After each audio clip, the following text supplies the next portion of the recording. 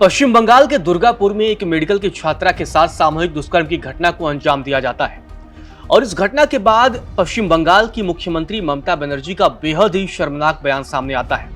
वो भी एक ऐसी मुख्यमंत्री है जो खुद महिला है, लेकिन अब महिलाओं को लेकर और महिलाओं की सुरक्षा को लेकर जो उन्होंने बयान दिया है वो बेहद ही निंदनीय है। जिस तरीके से ममता बनर्जी ने कहा कि आखिर रात को क्यों निकलना चाहिए, उन्होंने छात्रा के रात पर घूमने पर सवाल उठाए हैं और ये सवाल उठाया है कि 12:30 बजे वो बाहर कैसे आ गई। पश्चिम बंगाल में दुर्गापुर में जो घटना हुई उसके बाद से लोगों में आक्रोश है, लेकिन इसके बाद इस तरह के बयान देना, इस तरह के संवेदनहीन बयान देना उस राज्य की कानून व्यवस्था पर भी सवाल खड़े करता है, और वो भी एक ऐसी मुख्यमंत्री द्वारा जो खुद एक महिला है।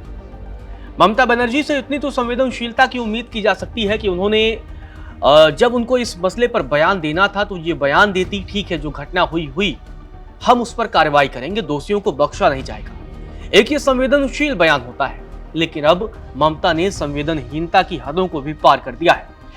पश्चिम बंगाल की मुख्यमंत्री ममता बनर्जी ने बयान दिया तो पीड़िता के पिता ने भी पलटवार किया है। पीड़िता के पिता ने कहा कि मुख्यमंत्री ने जिस तरह की बातें की हैं उसके बाद से तो यही लगता है कि आज ही फतवा जारी कर दिया जाए।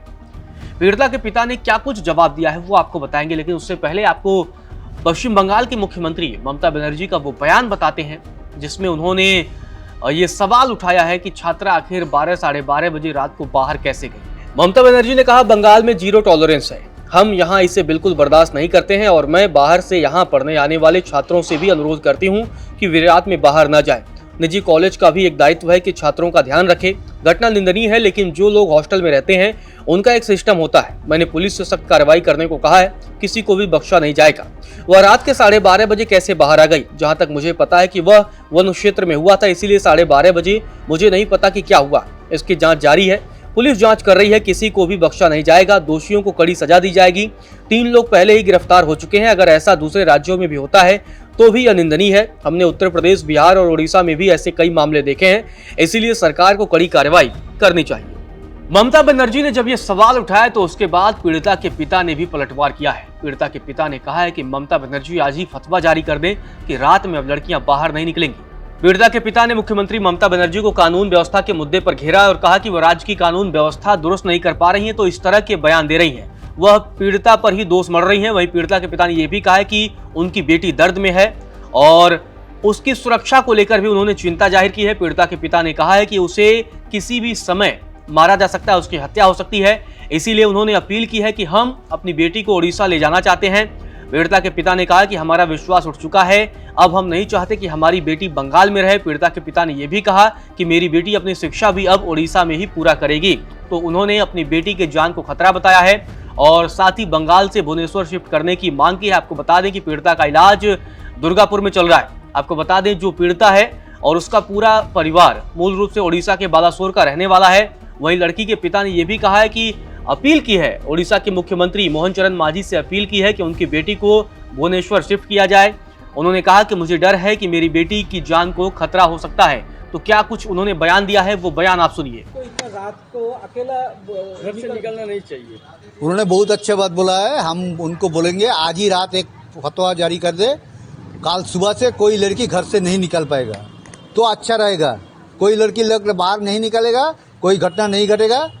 उन्होंने जो काम करना चाहते हैं वो काम नहीं कर सकेंगे और उनको नहीं करेगा तो उनको चीफ मिनिस्टर का पद छोड़ देना चाहिए। आज ही उन्होंने कोई ना कोई काम करे। आपको क्या लगता है चीफ मिनिस्टर होके ऐसा बात? चीफ मिनिस्टर होके ऐसे बात, उड़ीसा का एक लड़की के ऊपर ऐसा घटना घटी है पश्चिम बंगाल में, उन्होंने उड़ीसा राज्यों को क्या बता दे रहा है? हमको हमारा चैलेंज है उसके साथ, ये क्वेश्चन भी है उसके पास। उन्होंने सबसे अच्छा रहेगा फतवा जारी कर दे, कल से लड़की लोग घर से नहीं निकले तो अच्छा रहेगा। तो चीफ मिनिस्टर ऐसा बात बोल रहा है कि उन्होंने लॉ एंड ऑर्डर ठीक से नहीं देख पा रहा है, इसलिए जिसका साथ जो विक्टिम है उसका ऊपर पूरा दोष चपा दे रहा है। उसका ये जो बात हमको बहुत गंदा लगा, इसलिए हमको सबसे अच्छा सलाह है उन्होंने एक फतवा जारी करके लड़की के घर से निकलने बंद कर दे। और जो गुंडा लोग को उन्होंने पूछ रहा है, उनको राजनीतिक दल का मेंबर है, उसको उन्होंने ऐसे लालन पालन किया। दरअसल ये पूरा मामला शुक्रवार को है। अधिकारियों की तरफ से बताया गया है कि एक प्राइवेट मेडिकल कॉलेज की ये घटना है, जहां सेकेंड ईयर की छात्रा के साथ कथित तौर पर 3 युवकों ने दुष्कर्म किया। ये शुक्रवार की घटना है। बताया जा रहा है कि वह अपने एक फ्रेंड के साथ कैंपस के बाहर गई थी। वहीं लड़की के पिता का कहना है कि उनके परिवार को बंगाल में असुरक्षा महसूस हो रहा है, वो किसी पर विश्वास नहीं कर सकते हैं। तो ये पूरा बयान सामने आया है।